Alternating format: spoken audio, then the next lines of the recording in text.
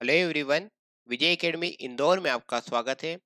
जो भी student social science की ओवरव्यू क्लासेस को बाय करना चाहता है, आप इसे 26 रुपीज़ पे करके बाय कर सकते हैं। इस कोर्स को आप विजय एकेडमी इंदौर का ऐप डाउनलोड करके परचेज कर सकते हैं।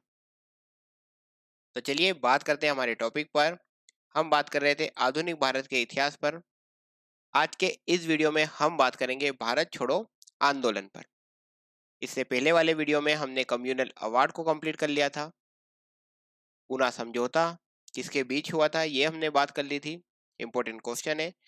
कांग्रेस का त्रिपुरी संकट, इसे हमने समझ लिया था। पाकिस्तान प्रस्ताव, अगस्त प्रस्ताव और व्यक्तिगत सत्याग्रह और क्रिप्स मिशन, यहाँ तक हमने कंप्लीट कर लिया था। आज हम बात करने वाले हैं भारत छोड़ो आंदोलन पर। ये टॉपिक मोस्ट आईएमपी है, जिससे प्रश्न पूछे जाने की संभावना बहुत अधिक है। सबसे पहला ही क्वेश्चन जो आपसे पूछा जाता है वो यह पूछा जाता है कि भारत छोड़ो आंदोलन कब प्रारंभ किया गया। तो ये आपको डेट याद होना चाहिए कि भारत छोड़ो आंदोलन 8 अगस्त 1942 को प्रारंभ किया गया। पहला ये क्वेश्चन सबसे ज्यादा पूछा जाता है।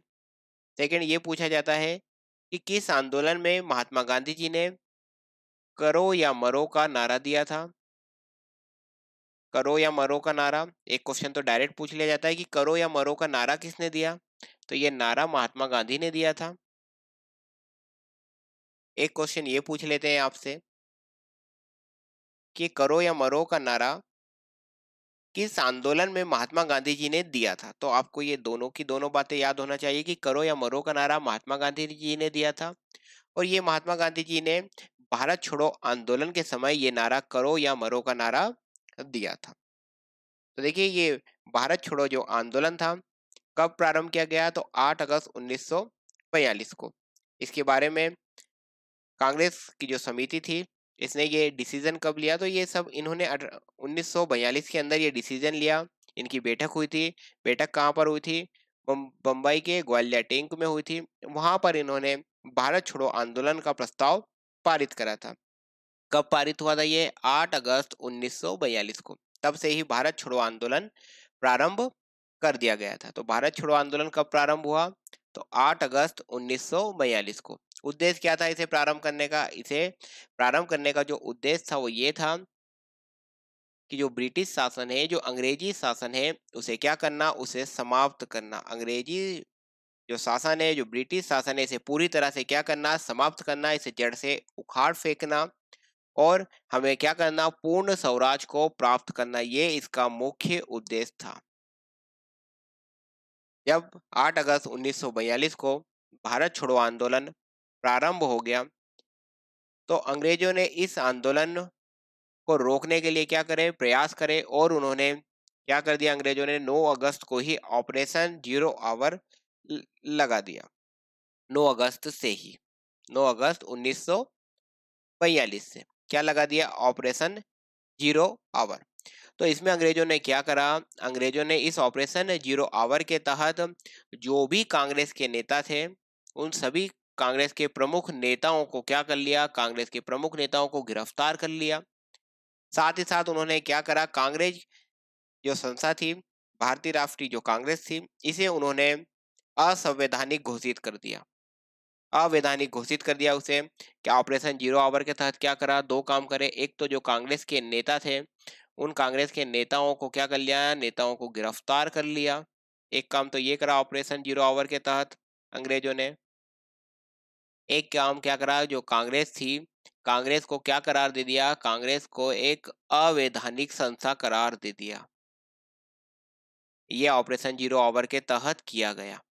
एक पूछ लेता है कि अंग्रेजों ने ऑपरेशन जीरो आवर कब चलाया था। तो आपको पता होना चाहिए कि अंग्रेजों ने ऑपरेशन जीरो आवर भारत छोड़ो आंदोलन के समय चलाया था, 9 अगस्त 1942 को। इसमें उन्होंने क्या किया कि कांग्रेस के जितने भी महत्वपूर्ण नेता थे, उन सभी महत्वपूर्ण नेताओं को गिरफ्तार कर लिया, और साथ ही साथ जो भारतीय राष्ट्रीय कांग्रेस थी, इस कांग्रेस को अवैधानिक घोषित कर दिया।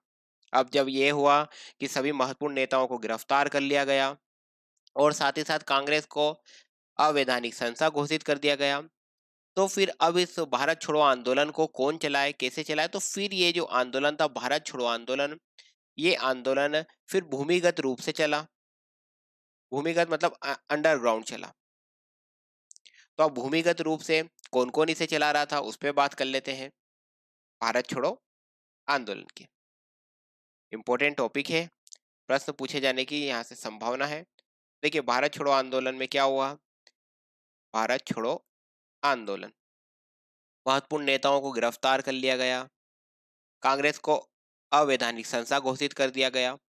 फिर क्या हुआ, ये जो भारत छोड़ो आंदोलन था भूमिगत रूप से चला। भूमिगत रूप से मतलब अंडरग्राउंड इसे चलाया गया। तो अंडरग्राउंड इसे चलाने वाले में कौन कौन शामिल थे जो इसे अंडरग्राउंड चला रहे थे? तो इसके अंदर देखिए राम मनोहर लोहिया जी इसे चला रहे थे। राम मनोहर लोहिया हो गए आपके, राम मनोहर लोहिया। एक आपके कौन हो गए, एक आपके दूसरे हो गए अरुणा आसफ अली। नाम थोड़े याद रख लेना आपको, इसे नाम पूरे के पूरे ही नाम याद नहीं रखना लेकिन आपको पता होना चाहिए, ठीक है? तो एक आपके अरुणा आसफ अली हो गए, सुचेता कृपलानी हो गई, और भी काफी सारे सदस्य थे, ये महत्वपूर्ण में गिने जाते हैं तो इनके नाम आपको पता होने चाहिए। सुचेता कृपलानी हो गए, राम मनोहर लोहिया हो गए, अरुणा आसफ अली हो गए, बीजू पटनायक, जयप्रकाश नारायण, जेपी नारायण भी बोलते हैं इन्हें, जयप्रकाश नारायण। एक आपके बीजू पटनायक हो गए थे।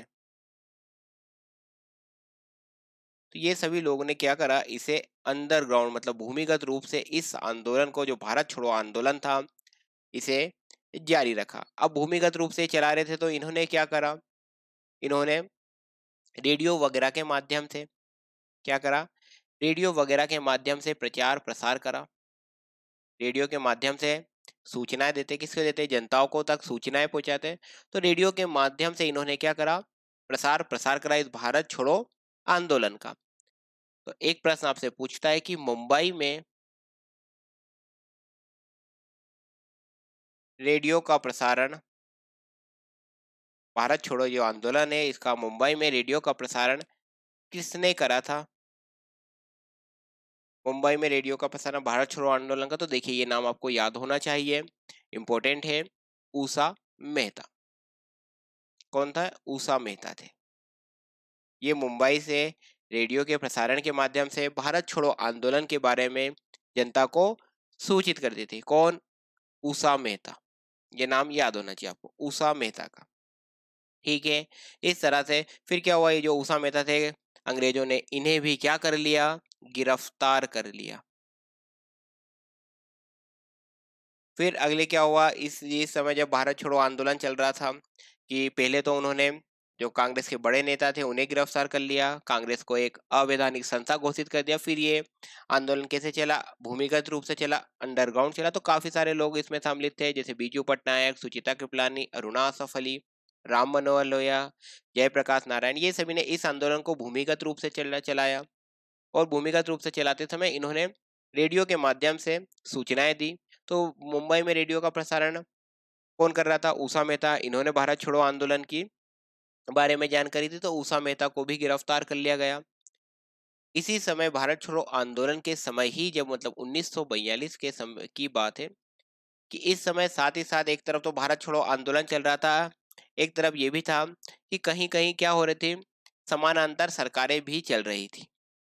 कौन सी सरकार? समानांतर, मतलब साथ ही साथ सरकारें भी चल रही थी, समानांतर सरकार।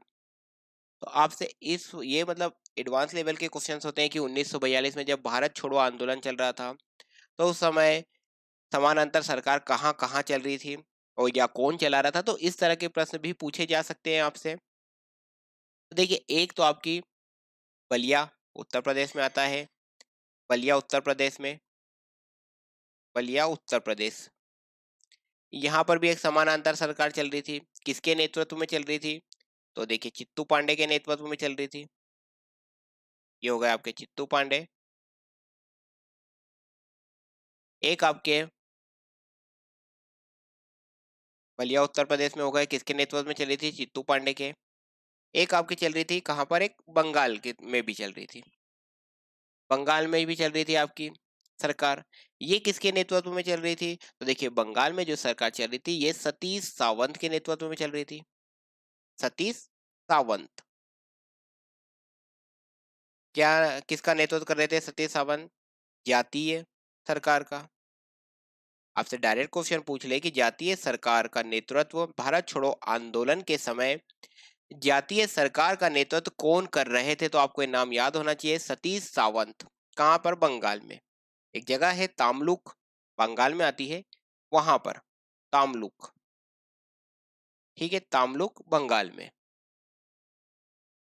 समानांतर सरकार के समय एक जातीय सरकार थी, उसका नेतृत्व सतीश सावंत कर रहे थे। बलिया उत्तर प्रदेश में समानांतर सरकार का नेतृत्व चित्तू पांडे कर रहे थे।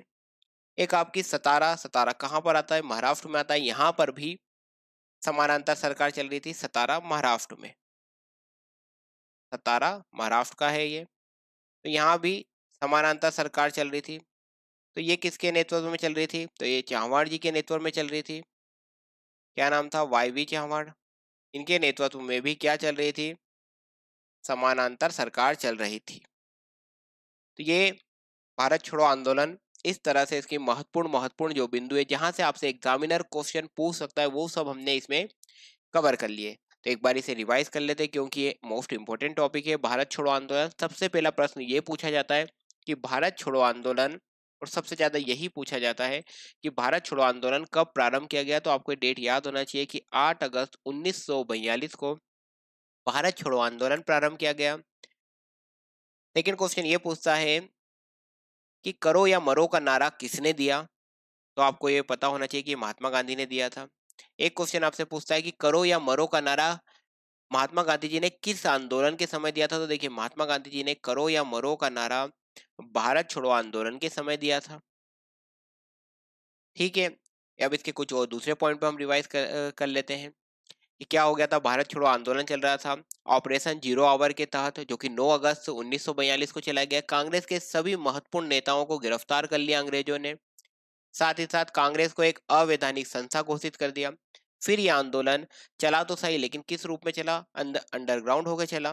तो जब अंडरग्राउंड होकर चला तो कुछ लोगों ने इसे अंडरग्राउंड चलाया, जिसमें कौन कौन शामिल थे? तो फिर राम मनोहर लोहिया शामिल थे, अरुणा आसफ अली, सुचेता कृपलानी, जयप्रकाश नारायण, बीजू पटनायक और भी अन्य सदस्य इसमें सम्मिलित थे, जिन्होंने इस आंदोलन को भूमिगत रूप में चलाया। तो अंडरग्राउंड जब इन्होंने चलाया तो रेडियो वगैरह के माध्यम से प्रचार प्रसार करते थे इस आंदोलन का। तो मुंबई में रेडियो के माध्यम से प्रसारण कौन करती थी? उषा मेहता करती थी। जब अंग्रेजों को खबर लगी कि रेडियो के माध्यम से इस आंदोलन को अंडरग्राउंड रूप में चला रहे हैं तो फिर उषा मेहता को भी अंग्रेजों ने गिरफ्तार कर लिया। साथ ही साथ भारत छोड़ो आंदोलन के समय ही कुछ समानांतर सरकार, जातीय सरकार भी चल रही थी। तो देखिए बलिया उत्तर प्रदेश में चीतू पांडे के नेतृत्व में समानांतर सरकार चल रही थी। तामलुक बंगाल में सतीश सावंत के नेतृत्व में जातीय सरकार चल रही थी। और सतारा महाराष्ट्र में वाईवी चौहान के नेतृत्व में समानांतर सरकार चल रही थी। तो ये सभी उसके इंपॉर्टेंट पॉइंट हैं भारत छोड़ो आंदोलन के। भारत छोड़ो आंदोलन का एक ही पर्पस था कि जो ब्रिटिश शासन है, जो अंग्रेजी सत्ता है, इसे क्या करना? इसे समाप्त करना और पूर्ण स्वराज को प्राप्त करना। यही इस भारत छोड़ो आंदोलन का महत्वपूर्ण उद्देश्य था। अब बात करते हैं अगले पॉइंट पर। ये देखिए अब हम बात करते हैं इस पॉइंट पर कि फॉरवर्ड ब्लॉक का गठन सुभाष चंद्र बोस ने करा। कब करा? 1 मई 1939 को। ये डायरेक्ट क्वेश्चन पूछा जाता है, फॉरवर्ड ब्लॉक का गठन किसने करा? डायरेक्ट क्वेश्चन पूछता है एग्जामिनर कि फॉरवर्ड ब्लॉक का गठन किसने करा था? तो आपके नाम याद होना चाहिए, सुभाष चंद्र बोस ने फॉरवर्ड ब्लॉक का गठन किया। कब किया था? तो 1 मई 1939 को। इंपॉर्टेंट है ये क्वेश्चन, डायरेक्ट पूछा जाता है। तो देखिए सुभाष चंद्र बोस थे, त्रिपुरी संकट के समय क्या हुआ था? त्रिपुरी संकट में कि वो भारतीय राष्ट्रीय, देखिए कि कांग्रेस के क्या हो गए थे? अध्यक्ष बन गए थे, लेकिन क्या हुआ? भारतीय राष्ट्रीय कांग्रेस के ये अध्यक्ष बन गए, पट्टाभी सीताराम मैया हार गए थे। तो गांधी जी ने पट्टाभी सीताराम मैया की हार को अपनी हार बताया, क्योंकि कुछ पॉइंट पर, कुछ विचारधारा पे सुभाष चंद्र बोस से गांधी जी सहमत नहीं थे। तो जब सॉरी, सुभाष चंद्र बोस जी को ऐसा लगा कि इतने बड़े व्यक्ति हो गए, अगर वो मेरी कुछ विचारधारा से सहमत नहीं है तो फिर मैं इस कांग्रेस पद के अध्यक्ष पद पर रह के क्या करूंगा। तो उन्होंने देखिए अप्रैल 1939 में इस पद से सुभाष चंद्र बोस जी ने क्या करा, इस्तीफा दे दिया। और वो फिर भारतीय राष्ट्रीय कांग्रेस के अध्यक्ष पद से सुभाष चंद्र बोस क्या हो गए, हट गए। और जब ये हट गए थे तो इसके बाद कौन अध्यक्ष बना था, तो देखिए इनके हटने के बाद राजेंद्र प्रसाद जी अध्यक्ष बने थे।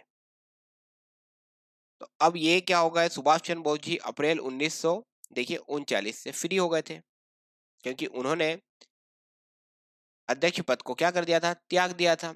तो फिर उन्होंने ये देखिए क्या किसका गठन कर लिया, 1 मई 1939 से उन्होंने फॉरवर्ड ब्लॉक का गठन कर लिया सुभाष चंद्र बोस ने। ठीक है, अब बात करते हैं हम एक और इम्पोर्टेंट कॉन्सेप्ट पर। ये भी इम्पोर्टेंट कॉन्सेप्ट है जिसपे क्वेश्चन आपसे पूछ सकते हैं, आजाद हिंद फौज। ठीक है, आजाद हिंद फौज इंपॉर्टेंट है। आजाद हिंद फौज आईएमपी है, डायरेक्ट क्वेश्चन इससे पूछे जाते हैं। इसको आईएनए भी कहते हैं, INA Indian national army, Indian national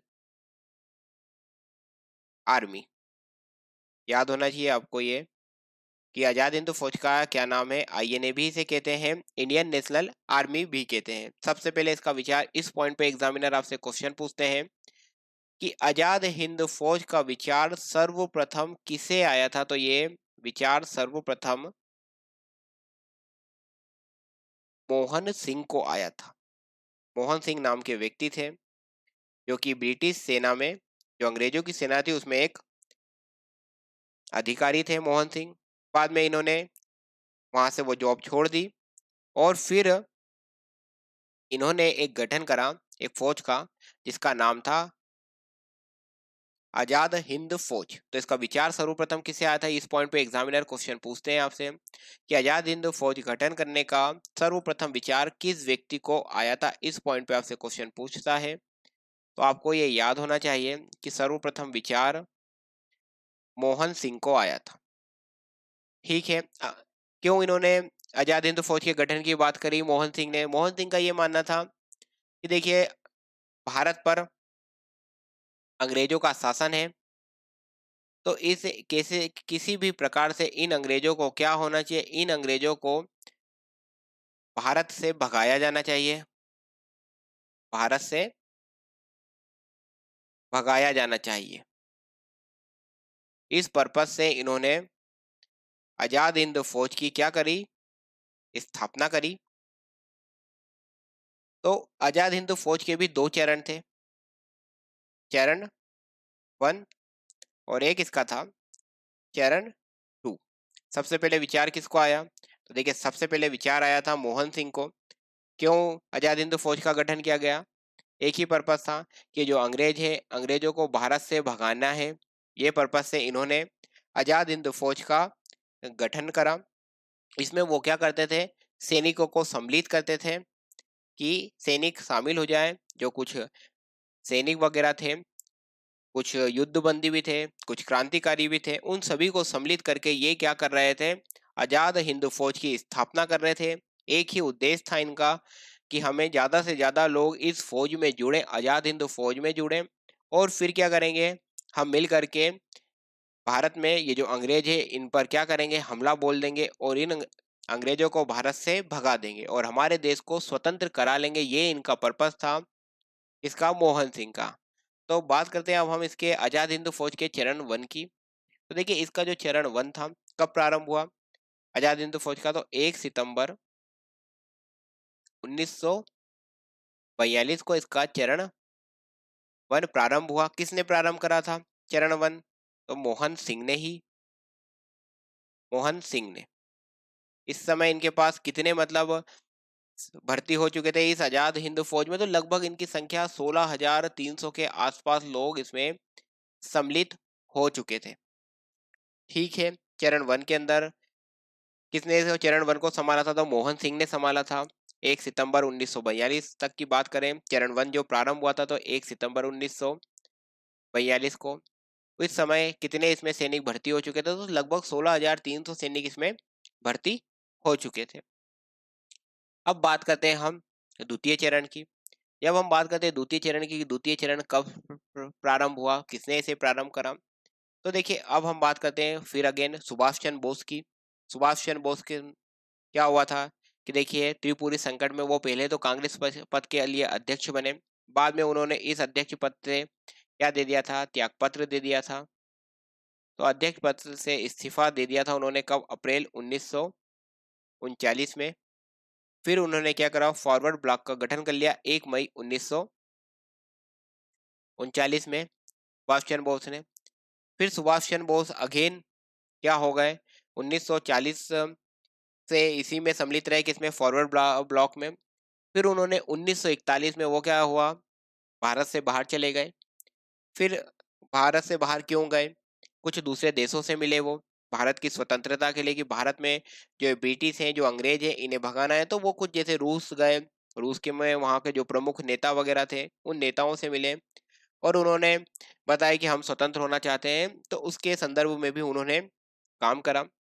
फिर वो क्या हुआ, जापान चले गए 1943 में ही। फिर जापान के बाद उन्होंने क्या करा, वहां भी जापान में भी क्यों गए, इसी पर्पज से गए कि देखिए ब्रिटेन का हमारे हम पर शासन है, तो अब हम इनसे संघर्ष करना चाहते हैं और संघर्ष करके इन्हें भारत से भगाना चाहते हैं और हम पूरी तरह स्वतंत्र होना चाहते हैं। ये उन्होंने बात जापान में भी जाकर कही। ठीक है, तो इसी समय कब, जुलाई 1943 में के समय की बात है, उन्हें इस आजाद हिंद फौज के बारे में भी पता चलता है कि सेना का भी यही पर्पस है। तो वो जुलाई 1943 से इस आजाद हिंद फौज से जुड़ गए। इसमें उनकी मदद रास बिहारी बोस और अन्य लोगों ने करी। और जो उसका सेकंड चरण था वो किसने, इसे कब प्रारंभ हो गया, जुलाई 1943 में। किसने प्रारंभ कर दिया था, तो सुभाष चंद्र बोस। क्या नाम याद रखना है आपको, सुभाष चंद्र बोस। देखिए विचार सबसे पहले मोहन सिंह को आया, पहले चरण की शुरुआत भी मोहन सिंह ने ही करी। लेकिन जो उसका द्वितीय चरण था, सेकंड चरण था, जो कि जुलाई 1943 से प्रारंभ हुआ, तो ये सुभाष चंद्र बोस जी ने प्रारंभ करा।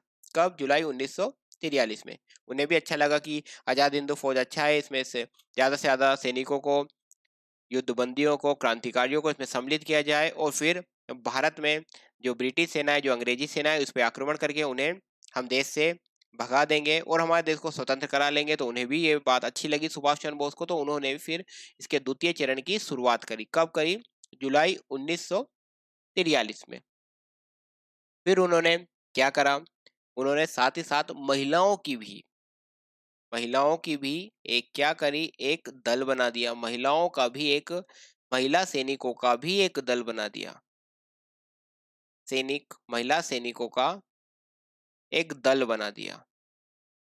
और इस दल का नाम उन्होंने क्या रखा, इस पॉइंट पे क्वेश्चन एग्जामिनर कई बार पूछते हैं। ये आपको याद होना चाहिए कि सुभाष चंद्र बोस ने महिलाओं के लिए भी एक सैनिकों का दल बनाया था, महिलाओं के लिए महिला सैनिक दल बनाया था, उसका क्या नाम था। ये क्वेश्चन आपसे एग्जाम में पूछते हैं कि सुभाष चंद्र बोस ने महिला सैनिकों का एक दल बनाया था, उस दल का क्या नाम था। ये क्वेश्चन आपसे पूछा जाता है, तो ये नाम आपको याद होना चाहिए कि रानी झांसी रेजिमेंट। ये नाम याद होना चाहिए। इस पॉइंट पे क्वेश्चन पूछ लेते हैं आपसे, रानी झांसी रेजिमेंट। या क्वेश्चन इस प्रकार से पूछा जाता है कि रानी झांसी रेजिमेंट का गठन किसने करा था, तो आपको याद होना चाहिए सुभाष चंद्र बोस ने। एक क्वेश्चन ये पूछ लिया जाता है कि सुभाष चंद्र बोस ने महिला सैनिकों के एक दल का गठन किया था, उस दल का क्या नाम था, तो ये आपको नाम याद होना चाहिए, रानी झांसी रेजिमेंट। ठीक है, और इन्होंने इसका जो आजाद हिंद फौज का सेकेंड चरण था, उस समय इन्होंने उसका एक मुख्यालय भी बना लिया था। तो एक तो ये क्या हुआ था, एक मुख्यालय तो इन्होंने सिंगापुर में बना लिया था आजाद हिंद फौज का, और एक इसका कहाँ बना लिया था, एक सिंगापुर में बना लिया था और एक रंगून में बना लिया था। ठीक है, तो ये सभी उसकी महत्वपूर्ण महत्वपूर्ण बातें थी जो आपको पता होने चाहिए। एक तो आजाद हिंद फौज का विचार किसे आया था, तो आपको पता होना चाहिए मोहन सिंह को आया था। उन्होंने इसके प्रथम चरण की शुरुआत करी थी। कब करी थी प्रथम चरण की शुरुआत, 1 सितंबर 1942 को। इस समय इसमें कितने सैनिक जुड़ चुके थे आजाद हिंद फौज से, तो लगभग 16,000 300 लोग सैनिक इसमें जुड़ चुके थे। बाद में इसके द्वितीय चरण की शुरुआत सुभाष चंद्र बोस जी ने की थी। कब की थी? जुलाई 1943 में की थी। एक मुख्यालय तो इनका सिंगापुर में था, एक इन्होंने इसका रंगून में भी बना लिया था। साथ ही साथ इन्होंने एक महिला सैनिकों के भी दल का गठन किया था। तो सुभाष चंद्र बोस जी ने जो महिला सैनिकों के दल का गठन किया था उसका नाम था रानी झांसी रेजिमेंट। ये नाम आपको याद होना चाहिए। इस पॉइंट पे क्वेश्चन आपसे पूछ लेते हैं कि सुभाष चंद्र बोस ने महिला सैनिकों के जिस दल का गठन किया था उसका क्या नाम था? तो ये नाम याद होना चाहिए, रानी झांसी रेजिमेंट। चलिए अब बात करते हैं अगले पॉइंट पर। देखिए, इस पे कैबिनेट मिशन पे बात करने से पहले एक और हम बात कर लेते हैं, इंपॉर्टेंट है। एक हम बात कर लेते हैं राजगोपालाचारी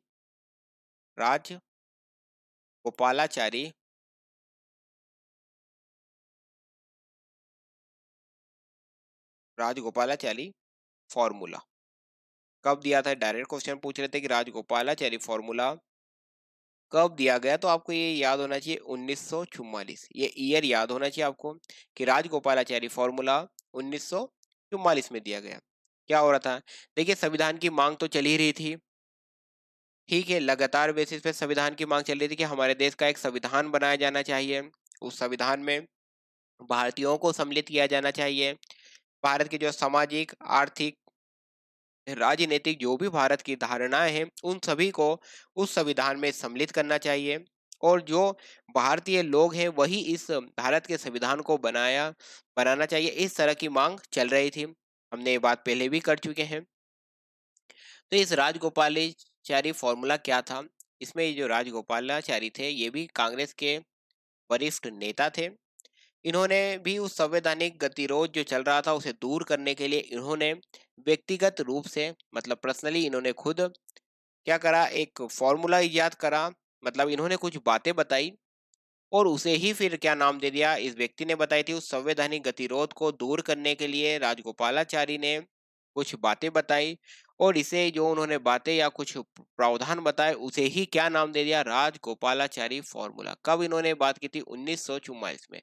तो एग्जामिनर ये क्वेश्चन पूछते हैं कि राजगोपालाचारी फॉर्मूला कब दिया गया था? तो आपको ये ईयर याद होना चाहिए, 1944। तो इसमें राजगोपालाचारी जी ने क्या क्या बातें करी या क्या उन्होंने अपने फॉर्मूले में बताया था? तो उन्होंने सबसे पहली बात तो ये करी कि देखिए, पहली बात तो ये करी कि भारत की स्वतंत्रता, मतलब भारत स्वतंत्र होना चाहता है। तो ये जो भारतीय स्वतंत्रता है, भारत की स्वतंत्रता है, इसका समर्थन इसका समर्थन जो मुस्लिम लीग है इसे करना चाहिए। भारतीय स्वतंत्रता का समर्थन मुस्लिम लीग को करना चाहिए। पहला तो इन्होंने ये दिया, भारतीय स्वतंत्रता का समर्थन, एक मिनट, ये भारतीय स्वतंत्रता का समर्थन मुस्लिम लीग को करना चाहिए, ये उन्होंने एक अपने फॉर्मूले में बात कही। सेकेंड, उन्होंने अपने फॉर्मूले में क्या बात करी? उन्होंने ये करी कि देखिए, जो भी मतलब मुस्लिम बाहुल्य क्षेत्र है, मुस्लिम बाहुल मतलब जहां पर मुस्लिम लोग ज्यादा रहते हैं, मुस्लिम बाहुल्य क्षेत्र हैं, तो इन क्षेत्रों से क्या करा जाए, पूछा जाए कि क्या आप एक अलग होना चाहते हैं या नहीं। मतलब आप पृथक होना चाहते हैं, हाँ, या पृथक होना आप नहीं चाहते हैं, ये वहां की जनता से पूछो। जो भी मुस्लिम बाहुल क्षेत्र है, क्या वो भारत से अलग होना चाहते हैं या वो भारत से पृथक होना नहीं चाहते, ये वहां की जनता से पूछो। अगर वहां की जनता बोले कि हाँ हम अलग होना चाहते हैं तो फिर उन्हें भारत से अलग कर दो। और अगर वो मना करे वहां की जनता की नहीं, हम अलग होना नहीं चाहते, तो फिर उन्हें अलग मत करो। ये उन्होंने अपने फॉर्मूले में बात कही। साथ ही साथ उन्होंने कुछ और बिंदु थे, जैसे जो महत्वपूर्ण विषय होते हैं, महत्वपूर्ण विषय महत्वपूर्ण विषय में जैसे आपका हो गया,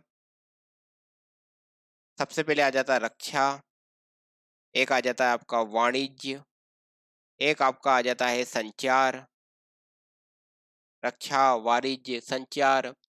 तो ये जो महत्वपूर्ण विषय है इसको लिए मतलब एक पूरा की पूरा, मतलब जो मुस्लिम लीग हो गई एक भारतीय राष्ट्रीय कांग्रेस हो गई, तो इनके बीच में एक क्या होना चाहिए, एक कॉमन सेंटर होना चाहिए या एक संयुक्त समझौता इनके मध्य होना चाहिए। किसके बीच में संयुक्त समझौता होना चाहिए? भारतीय राष्ट्रीय कांग्रेस और मुस्लिम लीग के बीच में इन विषयों को लेकर एक संयुक्त समझौता हो और एक कॉमन सेंटर बनाया जाना चाहिए।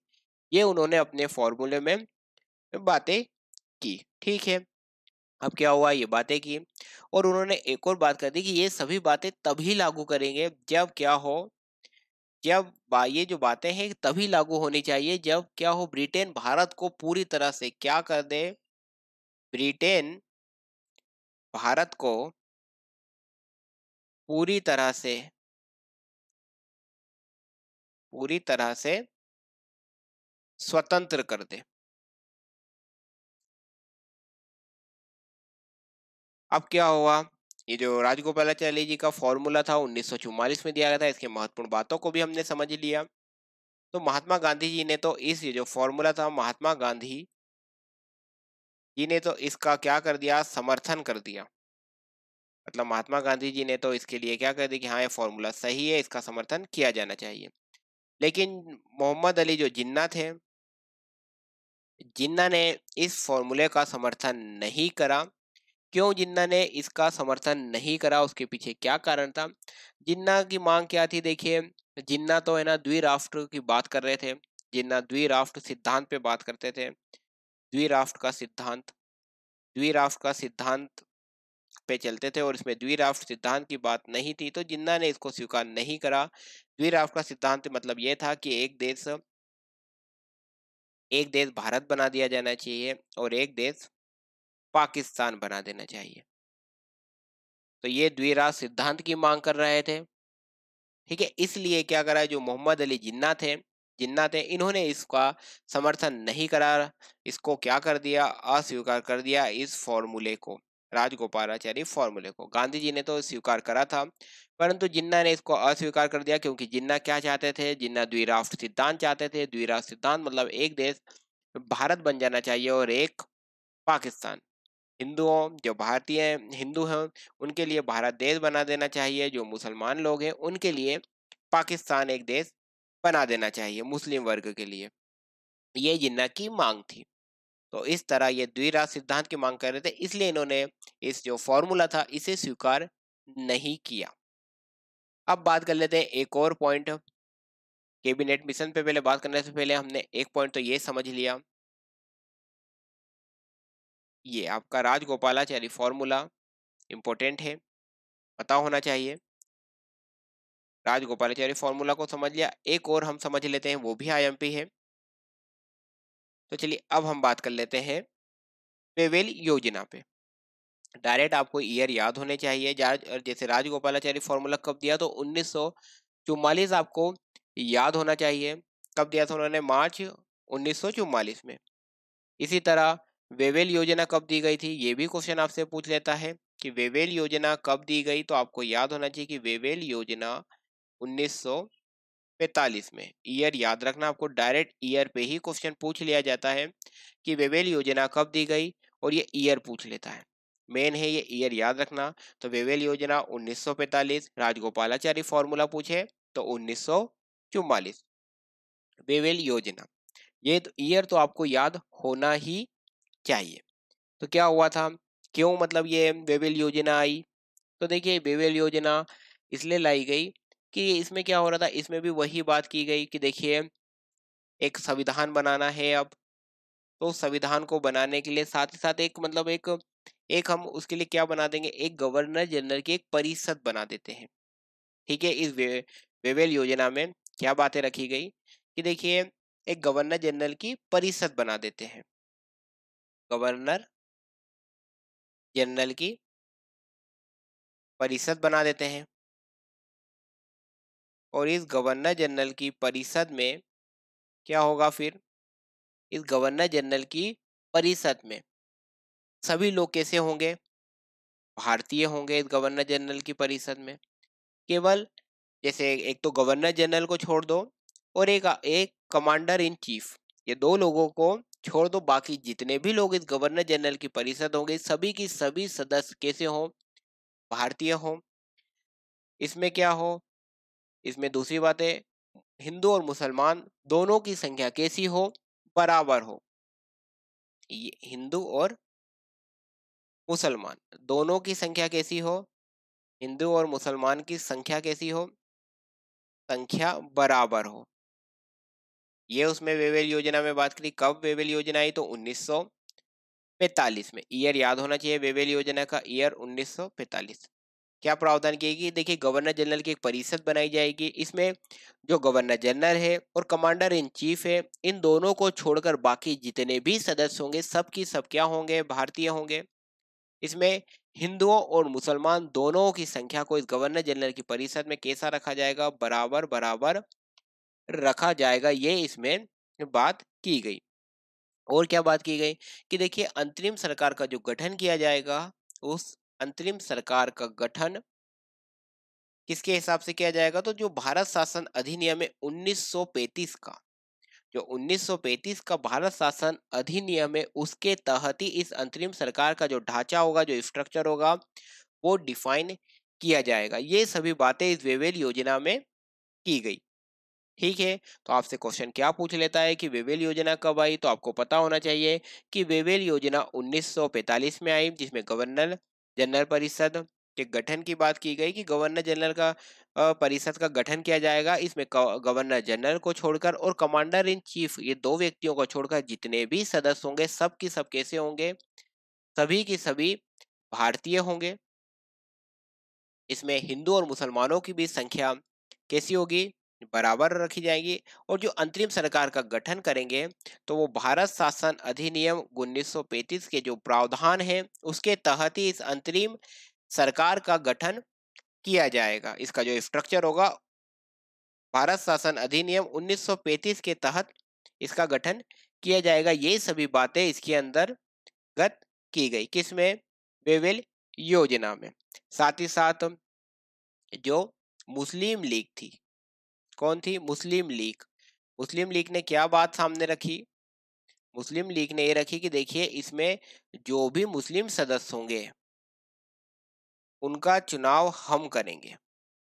मुस्लिम लीग ने ये बात सामने रखी कि देखिए जितने भी मतलब मुस्लिम सदस्य होंगे उसका मनोनयन कौन करेगा, मतलब मुस्लिम लीग करेगी। ठीक है, एक तो इन्होंने ये मांग कर दी इसमें। और साथ ही साथ इन्होंने एक और क्या मांग करी मुस्लिम लीग ने कि एक हमको जो सांप्रदायिक वीटो होता वो हमें प्रदान किया जाना चाहिए। इसकी भी मांग इन्होंने कर दी, किसने, मुस्लिम लीग ने। मुस्लिम लीग ने सांप्रदायिक वीटो की, मुस्लिम लीग ने कि सांप्रदायिक वीटो की भी मांग कर दी। और साथ ही साथ उसने बोला जितने भी मुस्लिम सदस्य होंगे सभी का मनोनयन कौन करेगी, मुस्लिम लीग करेगी। ये सभी बातें इसमें की गई। बाद में महात्मा गांधी जी ने क्या वो कहा, महात्मा गांधी जी ने इसमें ये कहा कि देखिए जो वेवेल योजना है ये कहीं ना कहीं मतलब इस तरह से जो अंग्रेज सरकार है उसने इस तरह से इस वेवेल योजना को डिफाइन करा या इस तरह से बनाया है कि ये इस तरह से इसका मतलब इंटरप्रिटेशन हो रहा है, इस तरह से इसे समझा जा रहा है कि केवल और केवल इसमें हिंदू लोग ही शामिल हैं। तो इसके लिए फिर गांधी जी ने इस योजना को क्या करा, स्वीकार नहीं किया।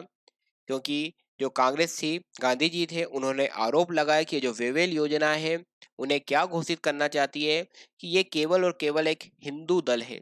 वेवेल योजना में जो सम्मिलित लोग हैं ये एक विशुद्ध रूप से मतलब मेनली इसमें कौन सा दल शामिल है, हिंदू दल शामिल है, ऐसा घोषित करना चाहते हैं। इसके लिए फिर कांग्रेस ने इसे स्वीकार नहीं करा। तो ये थी आपकी वेवेल योजना। डायरेक्ट क्वेश्चन पूछा जाता है कि वेवेल योजना कब दी गई, राजगोपालाचारी फॉर्मूला कब दिया गया, तो ये सभी आपको बातें पता होना चाहिए। फॉरवर्ड ब्लॉक का गठन कब किया गया, सुभाष चंद्र बोस ने किया था, ये भी क्वेश्चन पूछे जाते हैं। अब हम बात कर रहे हैं अगले पॉइंट पर, कैबिनेट मिशन पर। तो जितने भी आपको पॉइंट बताए जा रहे हैं इन सभी पर क्वेश्चन पूछे जाते हैं, आपको ये सभी बातें याद होनी चाहिए। ठीक है, अब हम बात करते हैं कैबिनेट मिशन पर। कैबिनेट मिशन, देखिए कैबिनेट मिशन कब भारत आया था, तो ये कैबिनेट मिशन भारत आया था 24 मार्च 1946 को। कब भारत आया था, 24 मार्च 1946 को। किसने इसे भारत भेजा था, तो देखिए उस समय ब्रिटेन के प्रधानमंत्री एटली थे। ब्रिटेन के प्रधानमंत्री एटली थे, तो एटली ने इस कैबिनेट मिशन को भारत भेजा था। इसमें कितने सदस्य थे? तीनों की तीनों सदस्यों के नाम आपको याद होने चाहिए। आपसे डायरेक्ट ये क्वेश्चन पूछ लिया जाता है कि कैबिनेट मिशन में निम्नलिखित में से कौन व्यक्ति सम्मिलित नहीं है। वो कोई भी आपको चार नाम दे देते हैं, तीन नाम ये रहते हैं, एक दूसरा नाम दे देते हैं, तो आपको ये तीनों नाम याद होना चाहिए। पहला तो आपको याद होना चाहिए कैबिनेट मिशन कब भारत आया। तो देखिए 1946 में आया, 24 मार्च 1946 को कैबिनेट मिशन भारत आया था। उस समय ब्रिटेन के प्रधानमंत्री कौन थे? तो उस समय ब्रिटेन के प्रधानमंत्री एटली थे। कैबिनेट मिशन में कितने सदस्य थे? तो तीन सदस्य थे। तीनों सदस्यों के नाम आपको याद होने चाहिए। तो देखिए सर स्ट्रीफोर्ड क्रिप्स, लॉर्ड पेंथिक लॉरेंस और एबी अलेक्जेंडर इसमें सम्मिलित थे कैबिनेट मिशन में। क्यों कैबिनेट मिशन भारत आया था? क्या इसका मुख्य उद्देश्य था कैबिनेट मिशन का? तो कैबिनेट मिशन का जो मुख्य उद्देश्य था वो यही था कि क्या हो, देखिए अब भारत आजाद होना चाहता है और अब भारत हो चुका है शक्तिशाली, तो अब हम उस पर ज्यादा दिन तक राज नहीं कर सकते। ये अंग्रेजों को अब बातें समझ में आ चुकी थी। तो वो यही चाहते थे कि जो अब सत्ता का हस्तांतरण हो तो वो शांतिपूर्ण ढंग से सत्ता का क्या हो जाए? हस्तांतरण हो जाए। ठीक है, सत्ता का हस्तांतरण कैसा हो जाए? शांतिपूर्ण। ये इसका पर्पस था। इसी पर्पस से ये कैबिनेट मिशन भारत आया कि सत्ता का हस्तांतरण कैसे करना है? शांतिपूर्ण ढंग से हो जाए, इसकी संभावना तलाश हो कि कैसे सत्ता का हस्तांतरण शांतिपूर्ण ढंग से भारत को कर दिया जाए। इसके लिए ब्रिटेन के प्रधानमंत्री एटली ने 24 मार्च 1946 को एक मिशन भारत भेजा जिसका नाम था कैबिनेट मिशन। इसमें थे सर स्टीफोर्ड क्रिप्स, लॉर्ड पेंथिक लॉरेंस और एबी अलेक्जेंडर इसमें सम्मिलित थे। ठीक है, तो ये था कैबिनेट मिशन कि शांतिपूर्ण ढंग से भारत को सत्ता का हस्तांतरण कर दिया जाए। इसके लिए कैबिनेट मिशन भारत आया था। कौन से प्रधानमंत्री ने भेजा था? तो ब्रिटेन के उस समय प्रधानमंत्री एटली थे, एटली ने इसे भारत भेजा था। कौन कौन से सदस्य थे? तो सर स्टीफोर्ड क्रिप्स, लॉर्ड पेंथिक लॉरेंस और एबी अलेक्जेंडर इसमें कैबिनेट मिशन में सम्मिलित थे। तीनों नाम याद होना चाहिए, डेट भी आपको याद होना चाहिए 24 मार्च 1946। क्यों कैबिनेट मिशन भारत आया था, उसका मुख्य पर्पस क्या था, ये भी आपको पता होना चाहिए कि कैसे भारत को शांतिपूर्ण ढंग से सत्ता का हस्तांतरण किया जा सके, इसकी संभावना तलाशने के लिए कैबिनेट मिशन को भारत भेजा गया था। अब बात करते हैं अगले पॉइंट पर, माउंटबेटन योजना।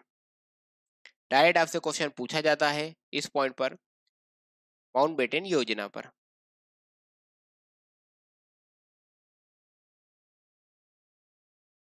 चलिए, माउंटबेटन योजना। देखिए माउंटबेटन योजना में आपको ये याद होना चाहिए कि ये माउंटबेटन योजना कब दी गई थी? तो 3 जून 1947। डायरेक्ट आपको ये क्वेश्चन पूछ लिया जाता है कि माउंटबेटन योजना कब दी गई? तो 3 जून 1947 को। एक क्वेश्चन केवल इतना पूछा जाता है आपसे कि 3 जून की योजना किससे संबंधित है? 3 जून योजना किससे संबंधित है? तो आपको ये पता होना चाहिए कि माउंटबेटन योजना है। साथ ही साथ आपको ये कई बार एग्जामिनर इस तरह से नहीं पूछते हैं आपसे, और वो पूछ लेते हैं कि भारत विभाजन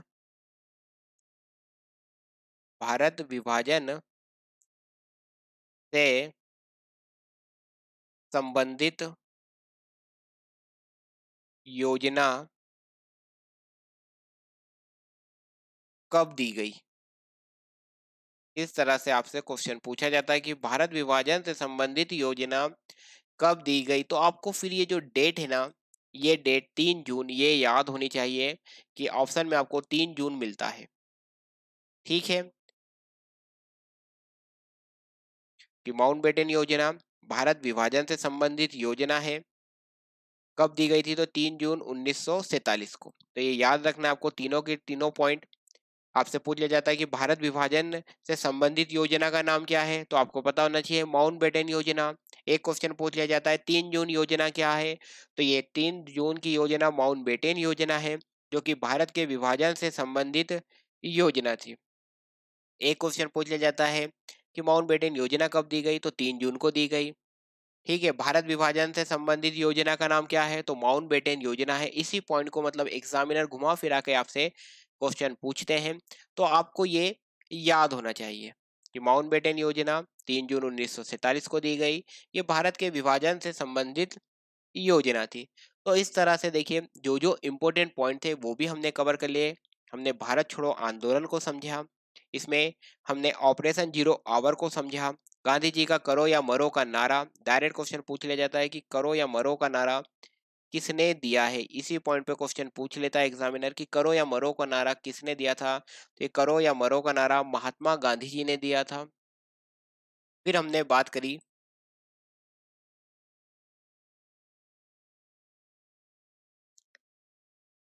भारत छोड़ो आंदोलन जब अंडरग्राउंड होकर चला तो कौन कौन व्यक्ति सम्मिलित थे, रेडियो के माध्यम से इसका प्रसार किसने करा, समानांतर सरकारें कहाँ कहाँ चल रही थी, कौन उनका नेतृत्व कर रहा था, इसे हमने समझा।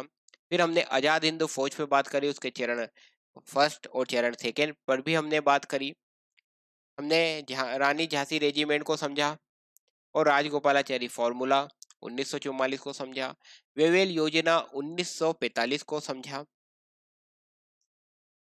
वेवेल योजना 1945 को। उसके बाद हमने कैबिनेट मिशन के बारे में बात करी और माउंटबेटन योजना पर बात करी। इस तरह से क्या हुआ, 3 जून 1947 को ये स्वीकृत कर लिया गया कि अब भारत का क्या कर देंगे, भारत में सत्ता का हस्तांतरण तो कर ही देंगे, साथ ही साथ विभाजन कर देंगे और एक राष्ट्र भारत बना देंगे और एक पाकिस्तान बना देंगे। फिर क्या हुआ, भारत आजाद हो गया। जैसा कि आप सभी जानते हैं कि भारत क्या हो गया, आजाद हो गया, भारत स्वतंत्र हो गया। कब हो गया था भारत, 15 अगस्त 1947 को भारत आजाद हो गया, भारत स्वतंत्र हो गया। इसीलिए जो स्वतंत्रता दिवस है, स्वतंत्रता दिवस इंडिपेंडेंस डे कब मनाया जाता है, 15 अगस्त को, 15 अगस्त को मनाया जाता है। ठीक है, इसके बाद फिर जब भारत आजाद हो गया, स्वतंत्र हो गया, फिर भारत के संविधान निर्माण की बात हुई कि अब भारत को, इस देश को चलाने के लिए संविधान बनाया जाए। तो इस संविधान को बनाने के लिए एक संविधान सभा का गठन किया गया और संविधान को बनाने के लिए कई सारी समितियां भी बनाई गई। इस संविधान के बनाने के लिए संविधान सभा बनाया गई, साथ ही साथ संविधान के लिए कई समिति बनाई गई, जैसे मौलिक अधिकार समिति, झंडा समिति, जैसी कई संविधान समितियां भी बनाई गई और फिर भारत का संविधान बन गया। और फिर 26 जनवरी को भारत का संविधान बनके तैयार हो गया था। इसलिए 26 जनवरी को गणतंत्र दिवस के रूप में मनाया जाता है, रिपब्लिक डे मनाया जाता है 26 जनवरी को। तो आपको वीडियो कैसा लगा, जरूर वीडियो अच्छा लगा हो तो लाइक जरूर करें और साथ ही साथ अपने फ्रेंड के साथ शेयर जरूर करें। अगर आपने अभी भी हमारे YouTube चैनल को सब्सक्राइब नहीं किया है तो जरूर YouTube चैनल को सब्सक्राइब करें। साथ ही साथ अगर आपने टेलीग्राम ग्रुप ज्वाइन नहीं करा है तो जरूर से टेलीग्राम ग्रुप ज्वाइन करें, जिसमें आपको इस वीडियो में जो हमने बात करी इसका जो PDF था वो PDF भी आप टेलीग्राम से डाउनलोड कर सकते हैं। इस टेलीग्राम ग्रुप विजय एकेडमी इंदौर का टेलीग्राम ग्रुप आप ज्वाइन करके, और साथ ही साथ अगर आपने अभी भी विजय एकेडमी इंदौर का ऐप नहीं डाउनलोड कराया तो इस ऐप को डाउनलोड कर लिए, गूगल प्ले स्टोर से आप इस ऐप को डाउनलोड कर सकते हैं। तो चलिए मिलते हैं जल्द ही अगले वीडियो में। इस वीडियो में बस इतना ही था। नमस्कार।